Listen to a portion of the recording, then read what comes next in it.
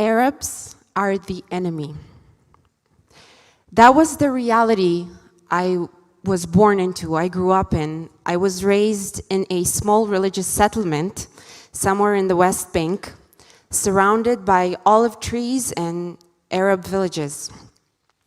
I was forcefully thrown into a complex political struggle from a very, very young age. It was all around me. It was in the schools, it was on the news in kindergarten, it was at home, and you just can't get away from it. And children who grow up in those places are never sheltered from this harsh reality of war and death. It is all around us, and your childlike view of a safe world is just completely gone. I want to share with you a little bit about how I felt coming close to Arab people when I was a kid. I was terrified. I remember when we would drive through Arab villages, I would stare out the window and I would look at the signs. They were written in this curly language that I didn't understand, but had a very scary connotation for me. But the thing that scared me the most was the Arab language when I heard it. It reminded me of shootings and rocks flying and people I knew and got killed. But all that was about to change, and that's what I want to share with you today.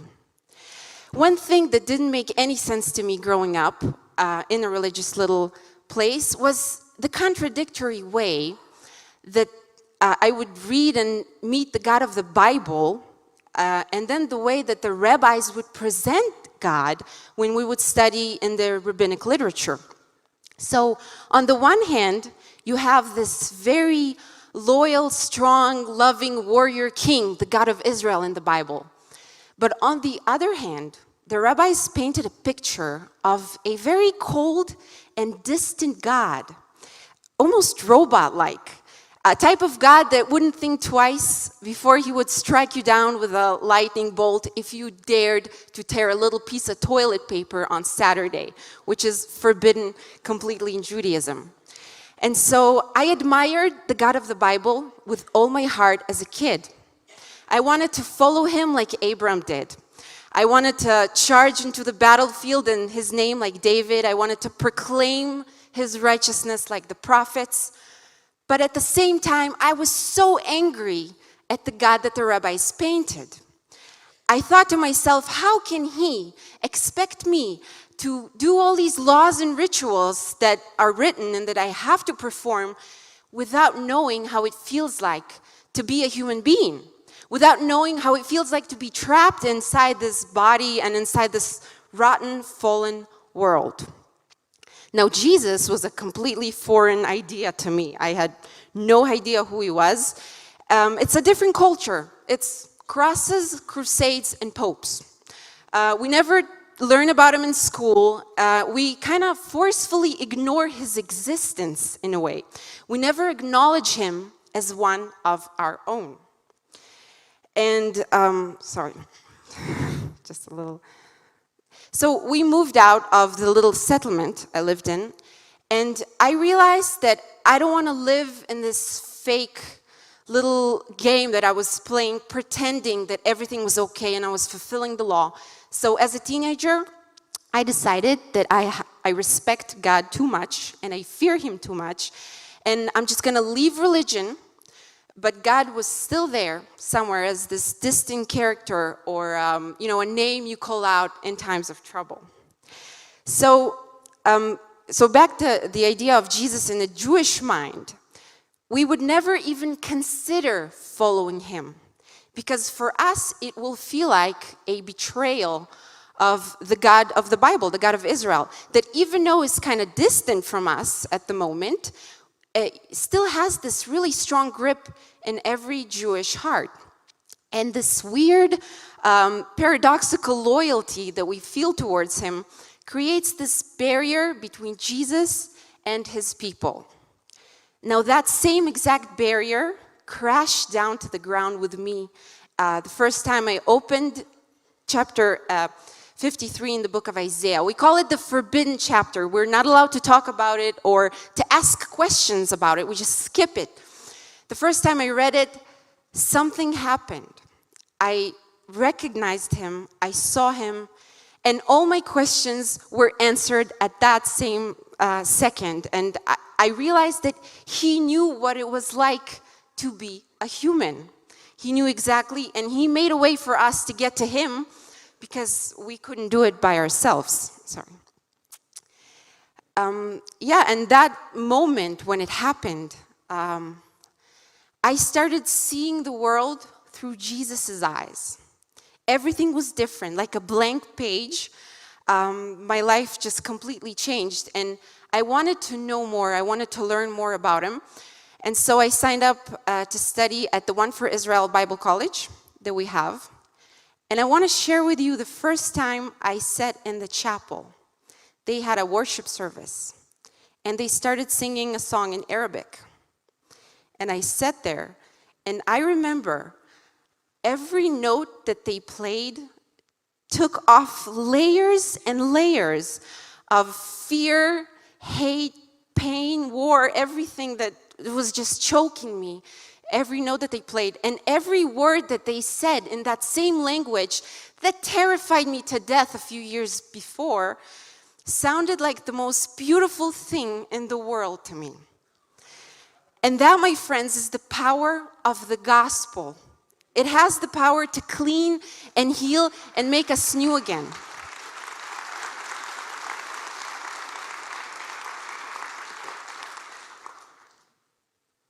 Today, I'm a part of this small media team in Netanya, in the One for Israel. And what we do is we produce videos and we share them with everybody. We have our testimonials. I don't know if you guys heard about them. It's the I Met Messiah videos where we have Jewish people just sharing their experience in finding God. We also have some Israeli testimonies. They sit there, they tell their story. It's not easy to come out. We call it coming out of the Messianic closet. It's not easy. You get a lot of bad reactions from people in the street, but people do it. We started doing it. And we also have a series of apologetic videos in which we take arguments that rabbis make against Jesus and we just tear them apart one by one. We do it from a biblical perspective. We take some atheistic claims as well, and we just explain God's existence, creation versus evolution, and all of that in the Hebrew language. Now, what's so special about it is it's not just videos, for me at least. It's a beginning of a revolution. And that's what I want to share with you guys today, because you see, for the last 2,000 years, we had these gatekeepers, that's how we call them, and that's the Jewish religious leaders.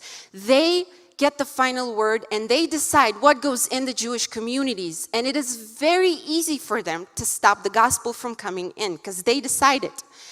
And it was very easy for them to do so because, you know, in the last 2 millennia, a lot of people who claimed to be followers of Jesus did some very horrible things to our people.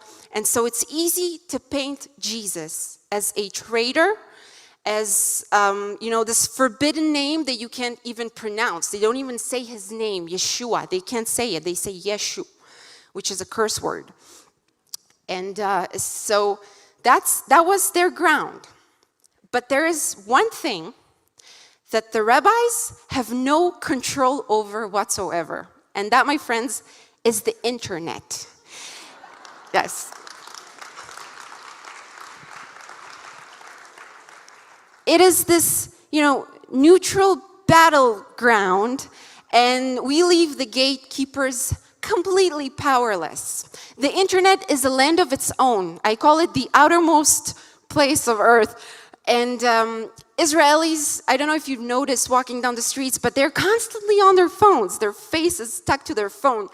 They are online 24/7. They don't notice what goes around them.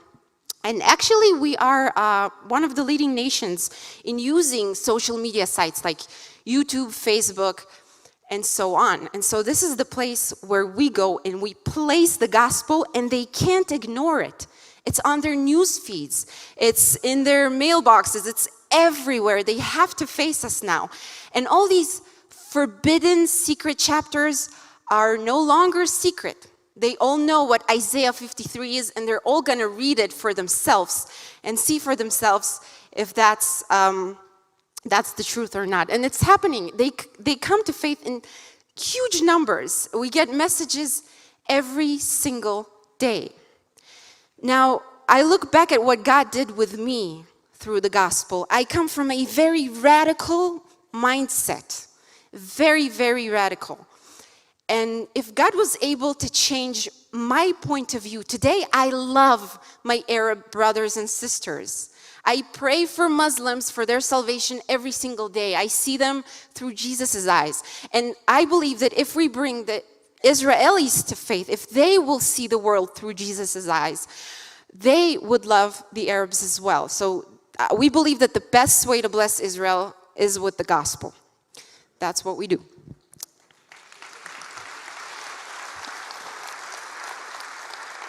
I want to share with you, first of all, it's not easy to say these things to the Israelis.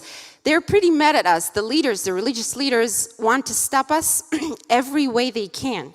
So what they do, they would tell their followers that we are blasphemers, that we try to steal Jewish souls, that's our purpose, and they would send death threats to us and to our families.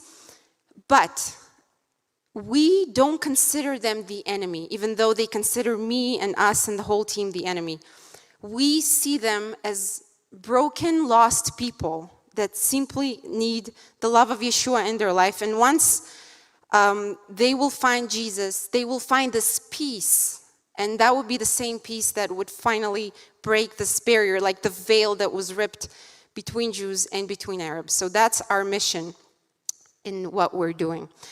But some of the reactions are good. You would not believe some of the people actually like us. I want to share with you this really short story. One time we got a message from this Israeli guy. He writes down, "Please come and pray for my kid, he's dying." We never got that type of message before. It's usually curses. And so apparently this guy, Israeli guy, used to watch our videos for a while. He wasn't a believer yet. And his son was dying with cancer. His son's name is Stav. This cute little 3-year-old kid. And the treatments caused a flesh-eating bug to hurt his eyesight. He was completely blind.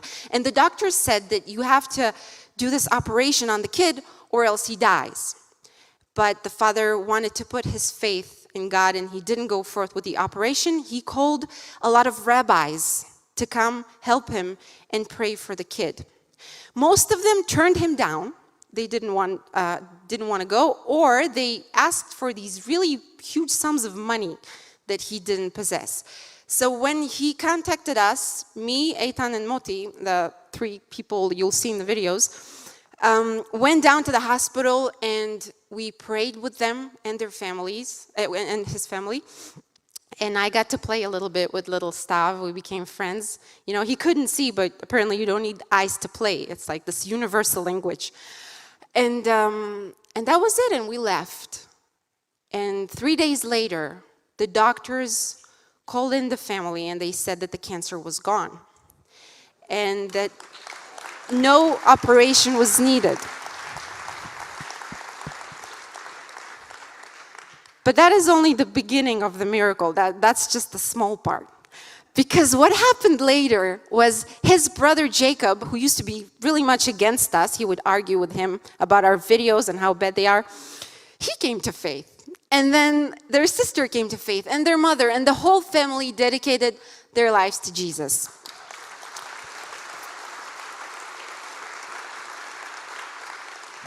And after that, we called Jacob and asked him to record his testimony. You can actually watch it. It was one of our most successful testimonies. It got more than 500,000 views. I wanted to say 500 million, that's too much.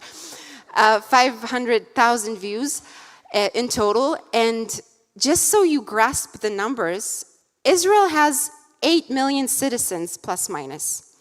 Our Hebrew-speaking videos got more than 18 million views in total. And in total, all around the world, we have more than 68 million views. So people are watching this stuff. Things are happening. And by the way, today Jacob is one of the leaders in a congregation in Ashdod. So I get to witness from, the front row how, God is transforming the Israeli people. And I even get to take part in it, take an active part. And that is an experience that leaves, a wretch like me completely humbled. And even just standing here tonight before you guys, as you can see, I was pretty nervous, but I really wanted to share this with you so you know what's happening, because it is hopeful and things are happening. And this is, we talk about prayer all the time, and I have a prayer request from you guys. I ask you to pray for a true spiritual revival in this country with the Israelis, with the Arabs. And I just ask that the name Yeshua will no longer be a curse word on the Jewish tongue, but it will be said in the same breath as the God of Israel, who he is.